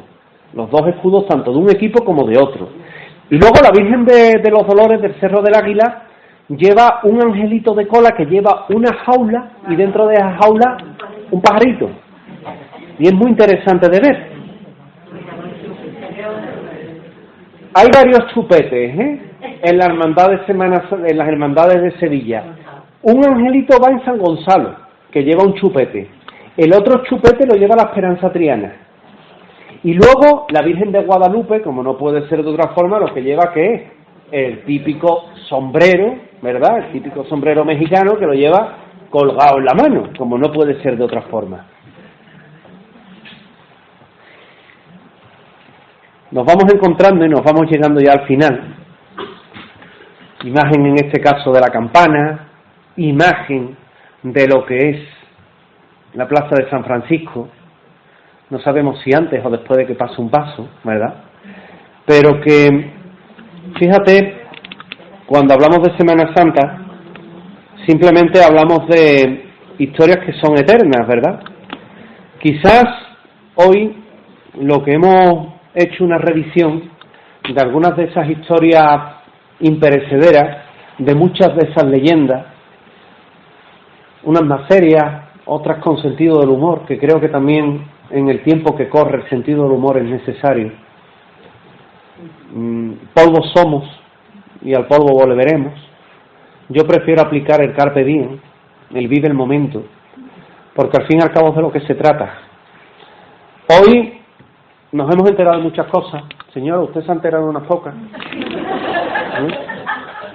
Nos hemos enterado de un montón de cosas, pero sobre todo lo que hemos hecho es vivir un buen momento, que es de lo que se trata.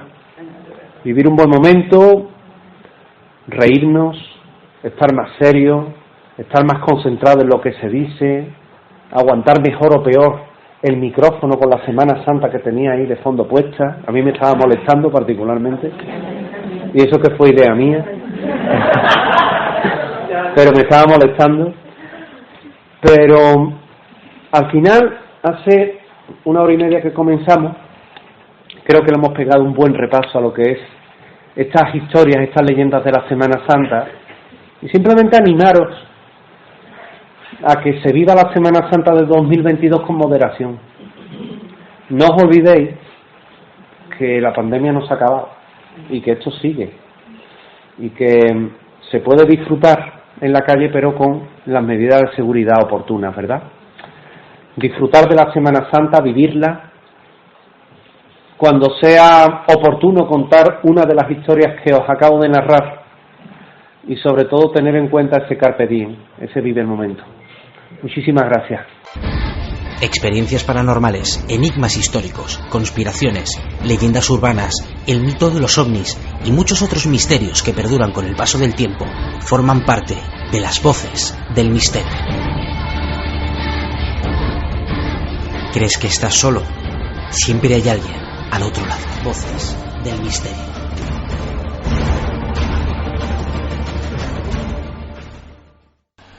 A continuación, hacemos una entrevista con la finalista del Premio Planeta, Paloma García Granica.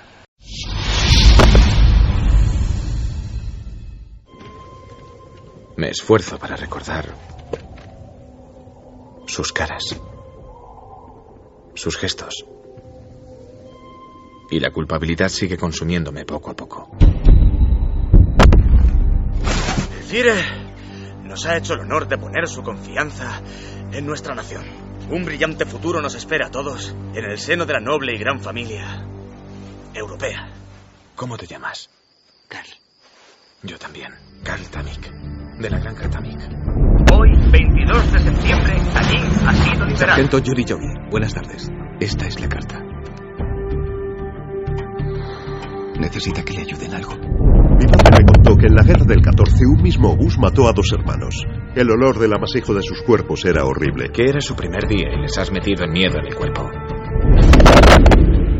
¿Cómo murió? En combate. Camarada Yogi, acompáñeme.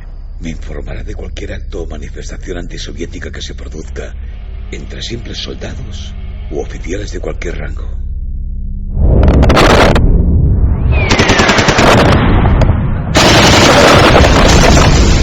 Y los rusos están aquí, rodeados de minas, y nosotros aquí. Desde la granja cruzaremos las líneas enemigas y nosotros en cabeza.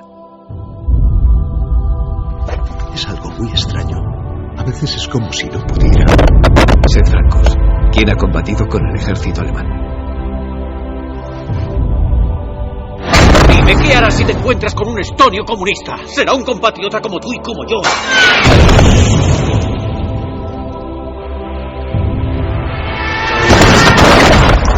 Tenía su misma mirada.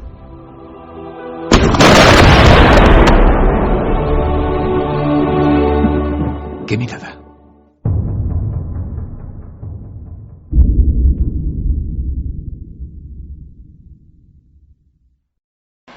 Y hoy en el rincón que tenemos en el programa para nuestros libros, tenemos la oportunidad de hablar con la finalista del premio Planeta, Paloma Sánchez Garnica, licenciada en Derecho y Geografía e Historia y autora de, por ejemplo, El Gran Arcano, La Brisa de Oriente y su novela El Alma de las Piedras de 2010, con el que tuvo un gran éxito de ventas.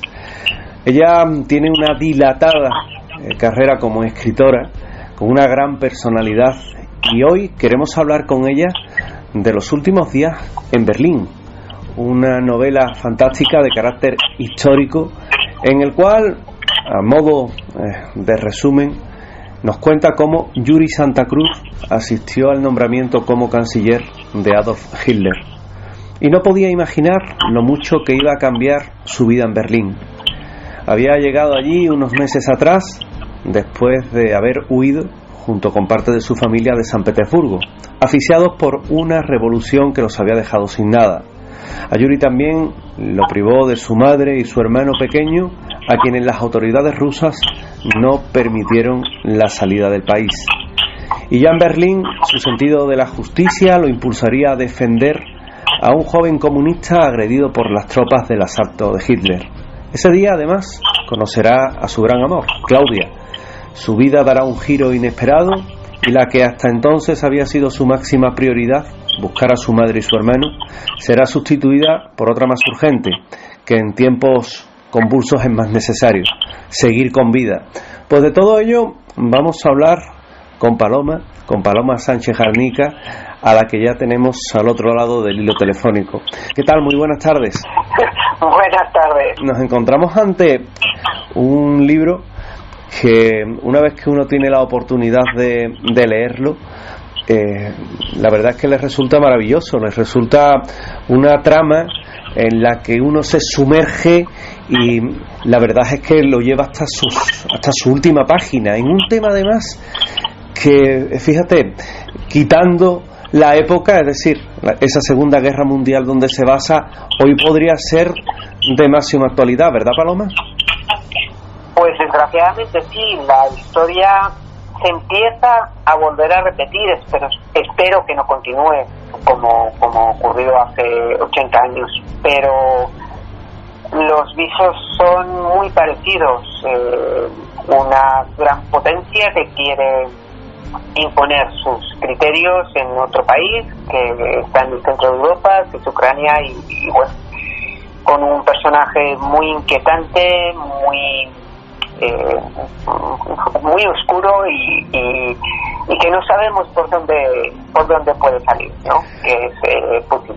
En tu novela, además, Paloma, tienes ese entorno de la Segunda Guerra Mundial, que además fue tan crudo, a un personaje como Hitler, ¿Qué nos vamos a encontrar en los últimos días de Berlín? El oyente que ahora mismo nos está escuchando y que es ávido lector, ¿qué le podemos decir que se va a encontrar en esta novela tan fantástica?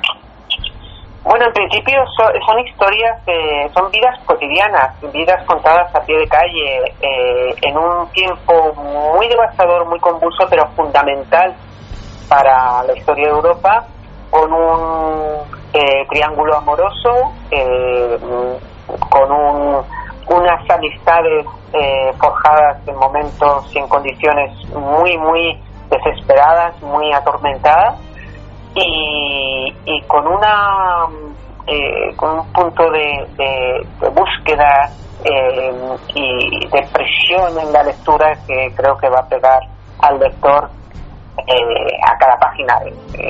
Creo que es el efecto que está provocando. Hay mucho amor y mucha amistad en un momento muy devastador. Cuando Paloma escribe una novela de estas características, teniendo en cuenta tu amplia trayectoria en todo lo que es materia literaria, se inspira en personajes reales, tiene una fuente en este caso de inspiración, o por contra todo va saliendo de una trama bien urdida en su cabeza que va quedándose plasmada en el papel?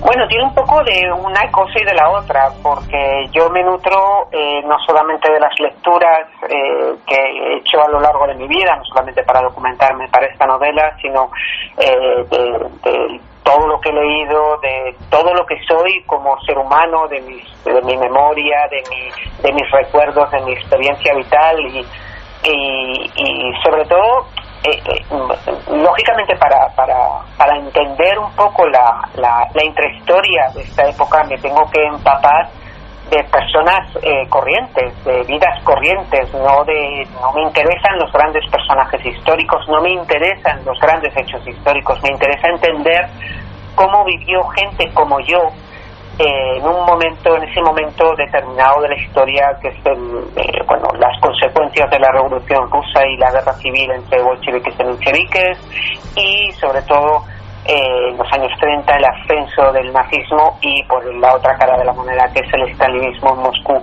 Todo lo que cuento ocurrió a determinadas personas en un determinado momento.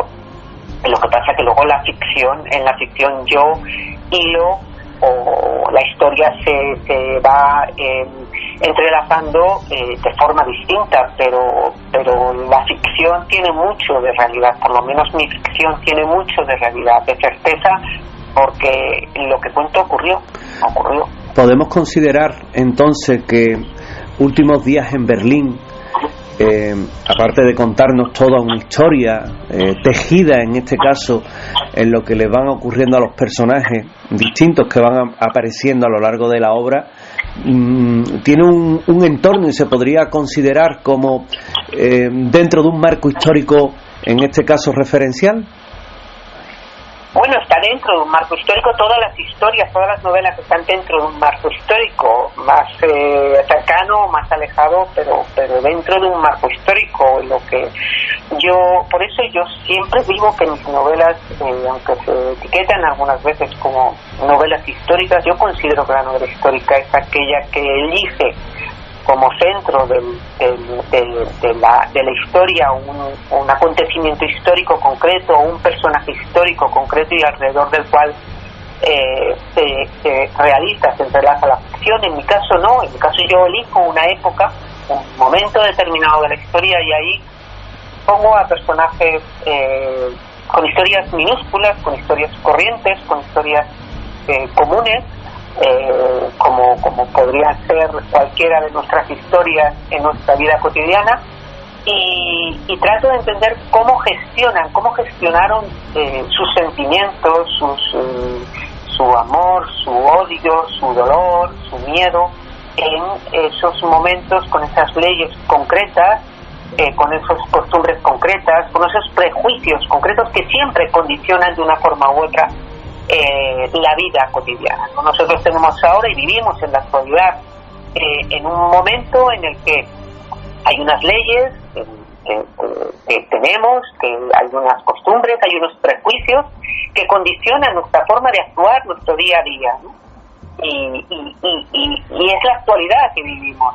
En los años 30, personas como nosotros vivieron otros momentos y esos momentos, esas leyes, esas costumbres condicionaron su capacidad de decidir, su capacidad de actuar, su capacidad de vivir. Lo condicionaron, y es lo que a mí me interesa analizar. Cómo en esa época, cómo vivieron esa época, qué falló para que, analizar eso, qué falló para que ocurriera lo que ocurrió en aquellos años, ¿no? Y que se llegó, tratar de analizar los previos, no la consecuencia que fue la Segunda Guerra Mundial con todo su horror, sino cómo se llegó, por qué se llegó a ese conflicto tan brutal para la humanidad. Hablamos dentro de últimos días en Berlín, de aquel clima del nazismo de la Segunda Guerra Mundial. Hablamos de la huida del estalinismo, que no era menos malo, en este caso hacia la zona de Europa, que también estaban inmersas en esa guerra tan absurda.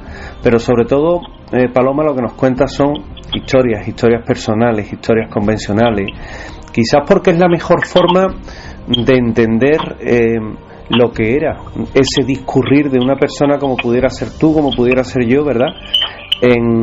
Metida en medio del fragor de la época en la que estamos hablando, pero también entender las situaciones por las que atraviesa una persona y cómo cambian los valores. Es decir, en función de cómo la vida se presenta, también cambian tus prioridades, que es lo que tú tratas de ilustrar en este caso con el protagonista.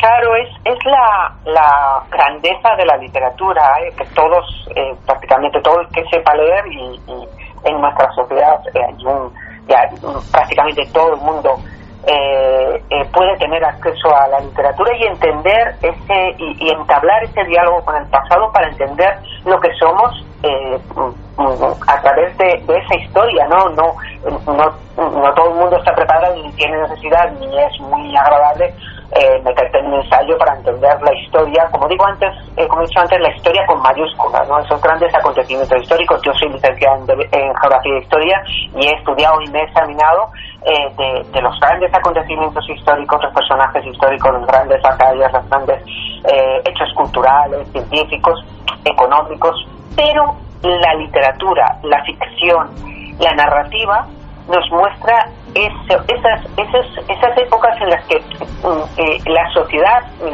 esas historias que no son objeto de análisis de los historiadores, que no son titulares de periódico, pero que al final sostienen a la historia con mayúscula, ¿no? El que quiera entender cómo se movía la gente en ese Madrid de finales del siglo XIX, qué ropa llevaban, qué sentimientos tenían, cómo gestionaban sus relaciones, como el horario en el que comían, pues se puede leer cualquiera de las novelas de Benito Pérez Galdós y entenderá muy bien ese concepto de sociedad, ¿no? Y además se ilustrará de cómo se vivía, cómo era este Madrid de entonces.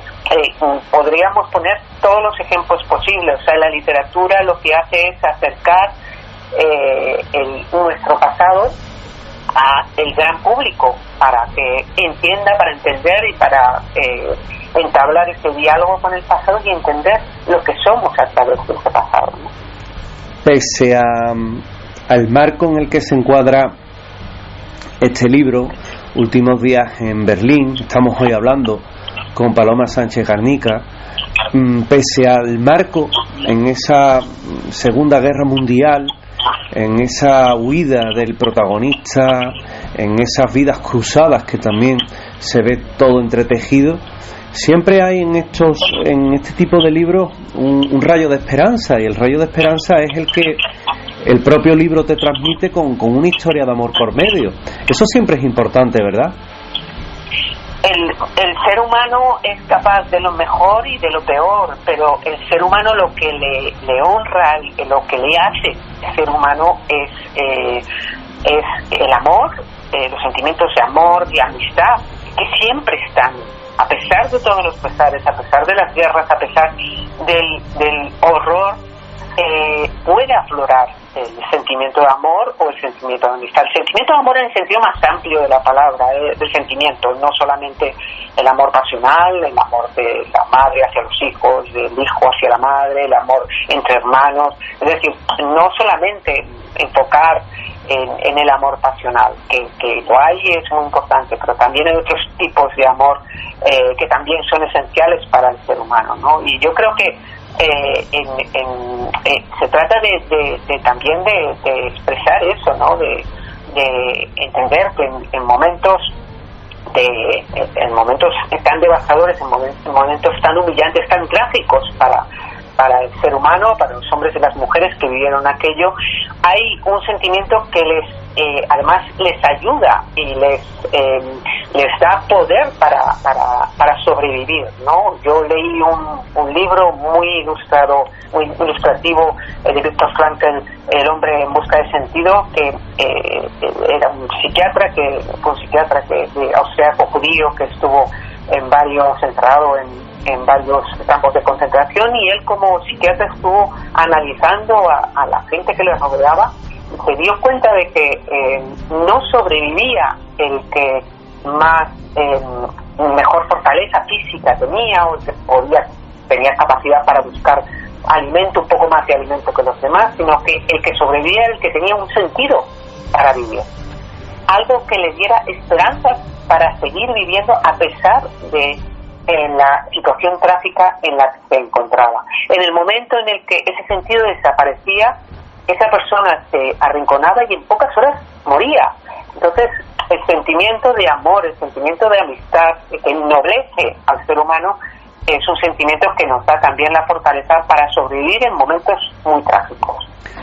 Un libro, además, de Últimos días en Berlín, que tiene 648 páginas, que se dice pronto, y que desde luego cuando tenemos la oportunidad de leerlo, desde esos inicios de sus páginas donde se comienza a tejer una historia que es apasionante hasta el final, te mantiene prácticamente pegado al mismo, casi que no quieres dejar su lectura.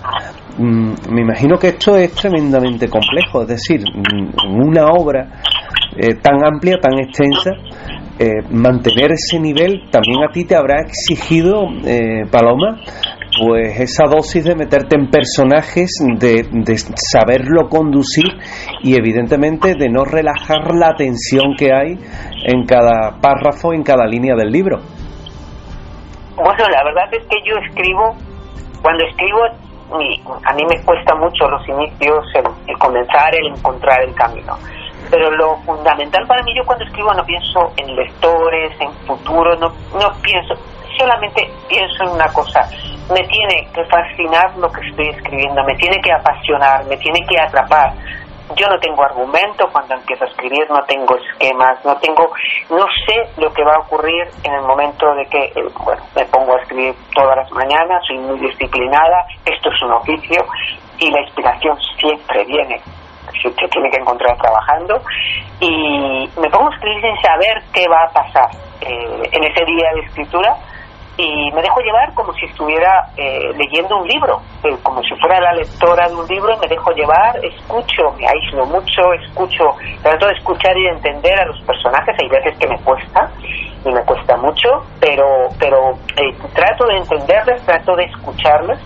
Y me tiene la base de todo es que me tiene que fascinar a mí, porque eso es lo previo. Si a mí me aburre, lógicamente me aburriría a un lector futuro. Entonces yo lo único que hago es dejarme llevar por la historia que van entrelazando en mi cabeza los personajes,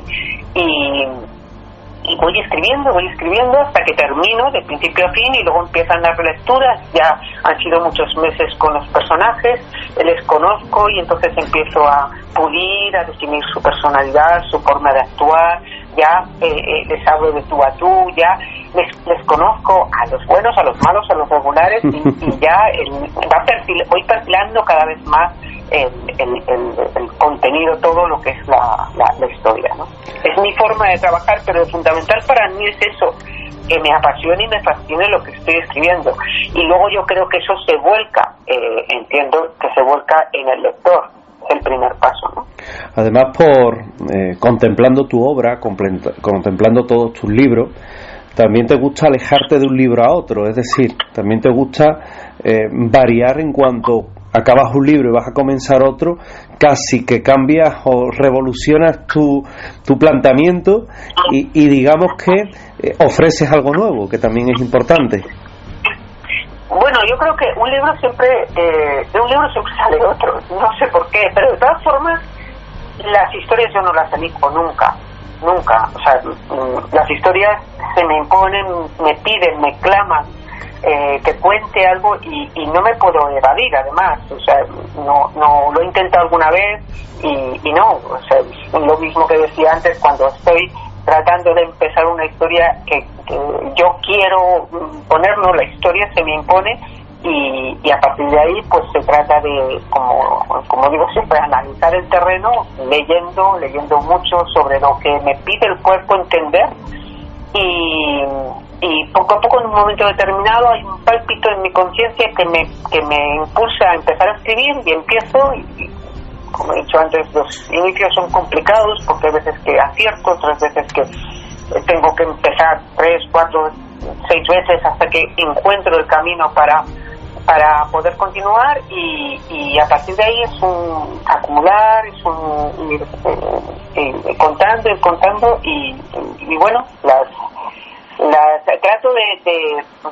trato de buscar, como decía Eduardo Mendoza, yo escribo para aprender y trato de entender algo que quiero comprender, de entenderlo a través de la escritura, porque la escritura es una buena fórmula para analizar, para conocer, para relacionar todo aquello que leo y que a veces me da la sensación de que cae en un saco sin fondo, ¿no? Y la escritura me ayuda a fraguar todo aquel conocimiento que puedo adquirir a través de las lecturas y que no aprendo, no lo pillo, no lo cojo. Resulta también fascinante porque dentro de todo lo que nos ofrece el libro, que son muchos aspectos, es fascinante porque es como un inmenso puzzle en el que hay un poco de todo y en el que tu cabeza va, a medida que va leyendo, va uniendo, va enlazando ese puzzle hasta que todo cobra un significado magnífico. Pero también hay incluso una crítica social en la que nos ubica en ese marco en el que comentábamos antes, pero que en cualquier caso es una crítica necesaria no solo dentro de la novela, sino para cualquier orden o época de la vida que se viva. Bueno, sí, no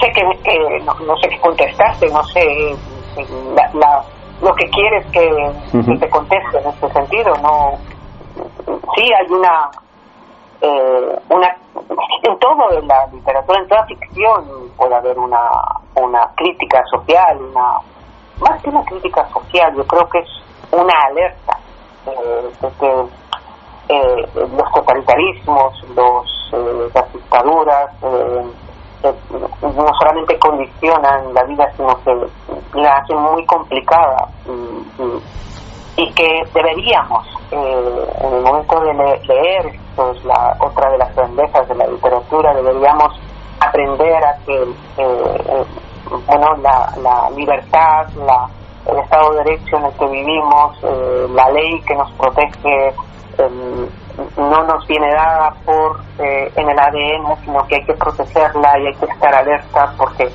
nos podemos llegar a pensar que los males o las tragedias del pasado a nosotros nos pueden afectar y nos equivocamos, y lo estamos viendo ahora con la amenaza que se está planteando en el centro de Europa y pues no sabemos hasta dónde nos puede llegar o hace 2 años cuando de repente un virus paralizó nuestra forma de vida y alteró totalmente nuestra capacidad de decidir sobre dónde, cuándo queríamos salir, con quién queríamos salir, dónde queríamos ir.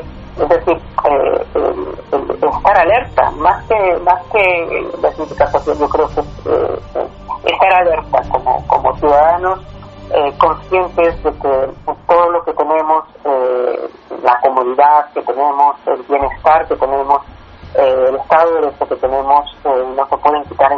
momento. Pues era Paloma Sánchez Garnica, que hoy nos ha hablado en este espacio dedicado a la cultura, dedicado a los libros, de su obra Últimos días en Berlín, de Editorial Planeta, donde se teje la amistad, el amor, ese marco histórico del que ella nos hablaba, las consecuencias que tiene también la época en la que se desarrolla, y que de alguna forma viene a constituir uno de los mejores libros que podemos leer en la actualidad, trabajado, estudiado y sinceramente muy recomendable.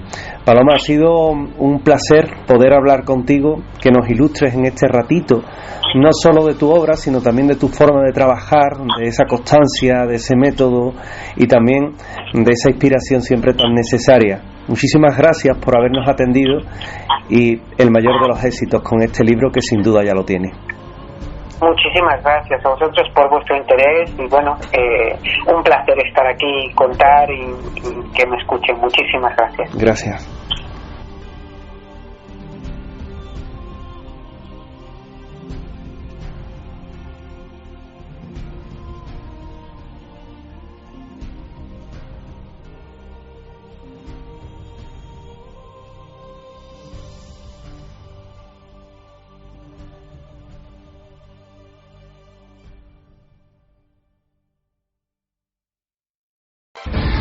Experiencias paranormales, enigmas históricos, conspiraciones, leyendas urbanas, el mito de los ovnis y muchos otros misterios que perduran con el paso del tiempo forman parte de las voces del misterio.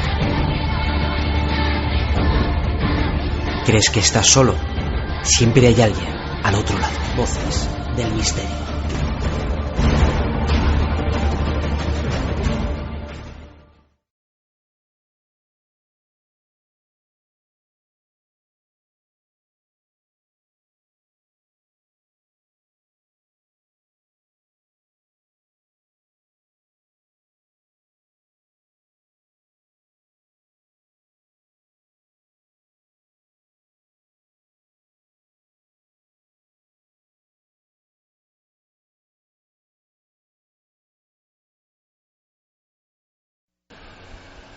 Y hasta aquí el programa de hoy de Voces del Misterio, un programa casi monográfico dedicado a un tema tan apasionante como los enigmas y leyendas de la Semana Santa de Sevilla, y la no menos apasionante entrevista que hemos tenido con una persona finalista del Premio Planeta, como es Paloma García Garnica, con Últimos días en Berlín.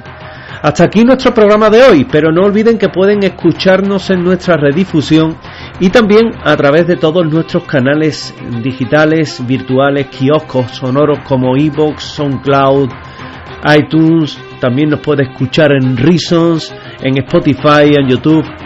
Todo a su disposición siempre y cuando quiera compartir momentos con Voces del Misterio.